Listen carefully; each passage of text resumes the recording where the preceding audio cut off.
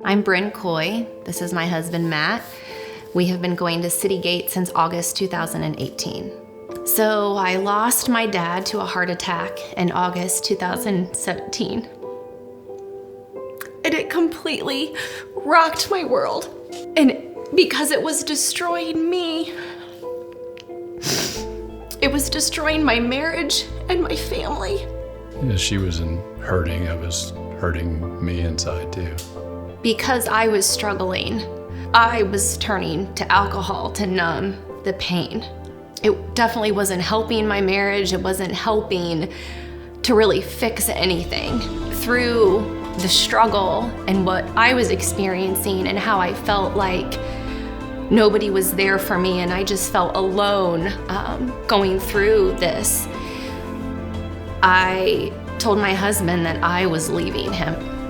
And when I told him that, he said, "I'm not gonna let you leave." I knew we could figure it out. She was just going through a hard time, and that was a struggle because I wondered, like, okay, is this all my fault? I was really blaming myself. What am I doing wrong? Or am I really a bad guy, bad husband? I started doing a Bible study at my neighbor's. One of the women that was in my Bible study was telling me about CityGate. One Sunday morning, as I laid in bed, hungover, I watched CityGate for the first time, and it was in that moment that I realized how much I needed God. Pastor Kim gave a challenge to give something up that's important to you. At the time, I thought that she said to give it up for 6 weeks.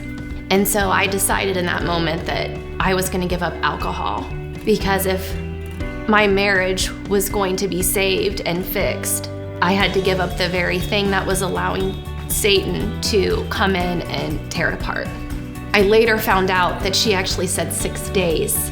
So I guess God had a different plan for me.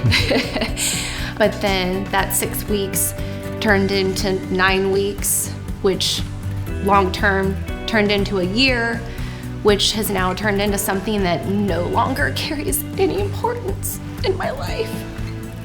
And I'm so grateful to have a God that doesn't give up on us. He didn't give up on me when I was ready to give up on him.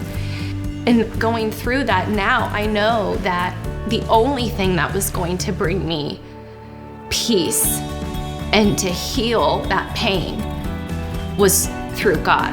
For a long time, I even looked to my husband for that happiness. If he would do certain things, then I would be happy. If our marriage was a certain way, then I would be happy. If he would just do this, I would be happy.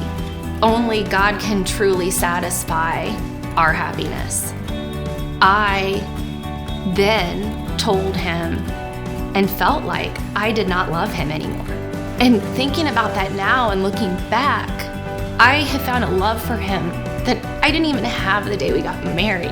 And that's all because of what God has done in our life. I really feel like we are a team. And I didn't feel that way for a long time. When you have God in your marriage, in your life, in everything that you do, you can overcome anything. It's a team. Like Brent said, you should never give up. And if he wouldn't have fought for me, I would have left. Yeah, you can't stop fighting. Marriage isn't easy. You got to fight through the downs and keep on working. My life verse is Romans 8:28. God uses all things for our good for those that love him. And I believe that he took the death of my dad, and that's what saved my family.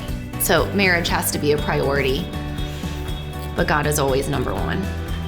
We are the Coys, and we have a story of perseverance.